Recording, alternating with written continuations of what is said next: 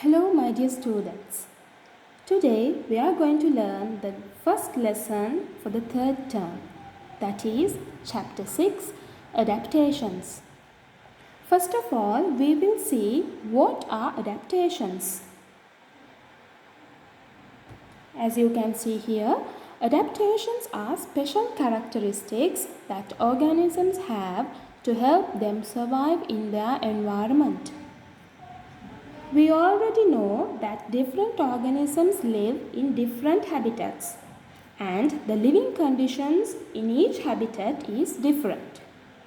For example, the Arctic habitat is extremely cold and snowy and the desert habitat is very hot and a sandy place. So, if an organism wants to survive in its habitat, it must be able to find food, water, it should protect itself from predators, it should reproduce, and also it should be able to cope up with the changes that take place in its environment. As you can see in this diagram, adaptations can be classified into two. They are structural and behavioral. As you can see here, the adaptations can be structural or behavioral. Now let's see what are structural adaptations.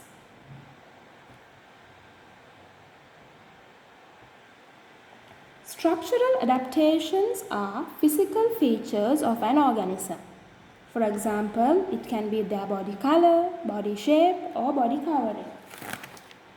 If you look at the wings of the penguin here, they are modified into flippers to enable them to swim when they are in water.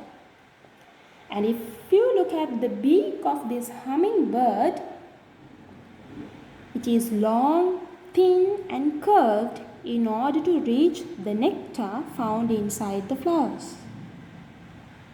In the third example, look at the stripes found on zebra's body. These stripes basically help them to protect themselves from predators. Predators cannot target individual zebras when they are in a large herd. Now let's see what are behavioral adaptations. Behavioral adaptations are ways in which an organism acts or behave. Most animals like elephants, horses and buffaloes live in groups in order to find food or protect from predators. At the same time, some animals like wolves hunt in groups because it is easy for them to catch their prey when they are together. Some animals like monarch butterfly, sandhill crane and humpback whale migrate in search of food, water and also to escape harsh weather conditions. Now if you look at this, you can see the birds are migrating and here the wolves are hunting in groups. Right. Now these animals have adaptations for various purposes. They are adaptation for moving in water, adaptation for breathing in water, adaptation for flight, adaptation for coping with extreme cold, adaptation for coping with extreme heat, adaptation for obtaining food, adaptation for protecting from predators, and finally adaptation for reproduction. Now we will discuss each adaptation. The first one is adaptation for moving in water.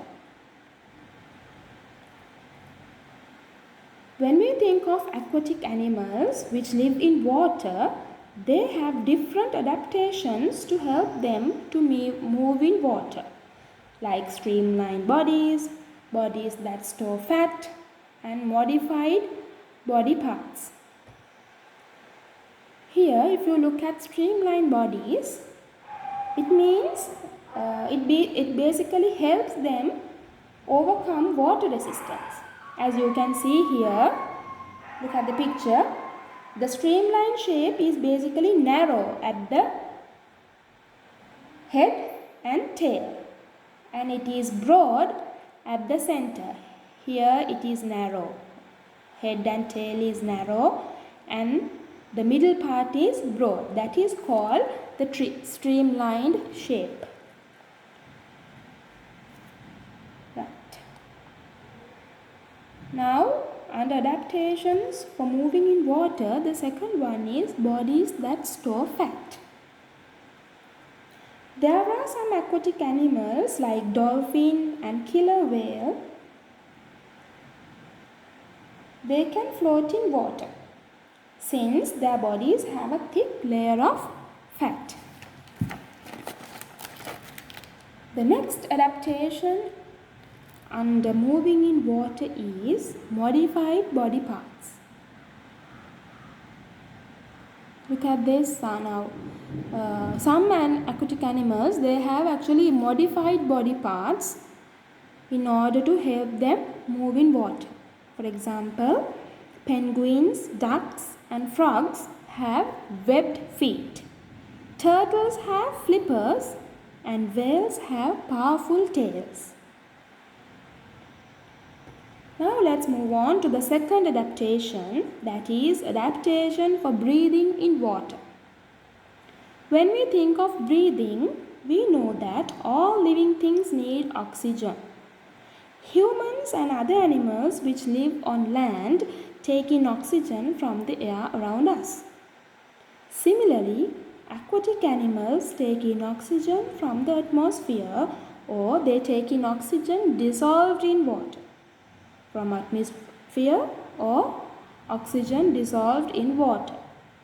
For this, they have certain adaptations. They can be classified as nostrils or blowholes, secondly breathing tubes, then air bubbles and gills. Right. Let's look at nostrils or blowholes. As I told you earlier, aquatic animals obtain oxygen in two ways. They take in oxygen from the atmosphere or oxygen dissolved in the water. These aquatic animals which take oxygen from the atmosphere have nostrils just above their mouths. Here, now if you look at these two pictures of the crocodile and the hippopotamus, you will note that they have nostrils above their mouth. Here, the nostrils of the crocodile, and here these are the nostrils of the hippopotamus. Right. At the same time, some aquatic animals like dolphins and whales, they do not have nostrils. Then how do they breathe? They breathe through an opening on top of their heads called a blowhole. Look at this picture, the third picture. Here you can see the blowhole of the dolphin. Right. The next adaptation for breathing in water is breathing tubes. Some aquatic animals like mosquito larvae and water scorpions have breathing tubes to help them take in oxygen from the atmosphere while they are in water. Look at the pictures here. You can see here the breathing tubes of mosquito larva and the water scorpion. The breathing tube here.